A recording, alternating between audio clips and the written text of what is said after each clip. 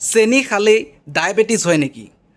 আপুনি যদি ভাবিছে মই মিঠাই বা চেনি খাওঁ মোৰ নিশ্চয় ডায়েবেটিছ হ'ব, তেন্তে আজি এই ভিডিঅ'টো আপোনাৰ বাবে যথেষ্ট ইম্পৰ্টেণ্ট।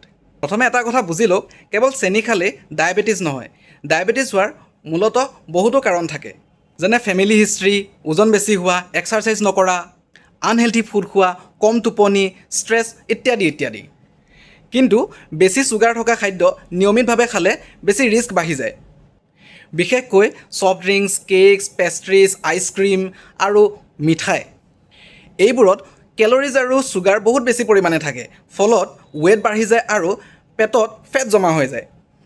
তাৰপিছত আমাৰ শৰীৰৰ ইনচুলিন নামৰ হৰম'নটোৱে সঠিকভাৱে কাম কৰিব নোৱাৰা হৈ যায় আৰু ইয়াকে কয় ইনচুলিন ৰেজিষ্টেঞ্চ। শেষত ব্লাড চুগাৰ বাঢ়ি যায় আৰু টাইপ 2 ডায়েবেটিছ হোৱাৰ সম্ভাৱনা বৃদ্ধি পায়। অন্য এটা ভিডিঅ'ত মই টাইপ 1 আৰু টাইপ 2 ডায়েবেটিছৰ বিষয়ে ভালদৰে বুজাই দিম। আৰু এটা ইম্পৰ্টেণ্ট কথা হ'ল যে বহুতেই ভাবে ব্ৰাউন চুগাৰ, মৌ অথবা গুড় সম্পূৰ্ণ ছেফ, কিন্তু এইবোৰো বেছি পৰিমাণে খালে আপোনাৰ ব্লাড চুগাৰ বাঢ়ি যাব পাৰে। সেয়েহে হেল্থি বুলি আনলিমিটেড খোৱাটো ঠিক নহয়। আৰু যদি আপুনি সদায় পিয়াহ লগা, বেছি প্ৰেছাৰ হোৱা, ওজন কমি যোৱা অথবা ভাগৰ অনুভৱ কৰে, তেনেহ'লে ব্লাড টেষ্ট কৰাটো অতি জৰুৰী। ডায়েবেটিছৰ ৰিস্ক কমাবলৈ দৈনিক এক্সাৰচাইজ কৰক আৰু চুগাৰ ড্ৰিংকছ কমাওক।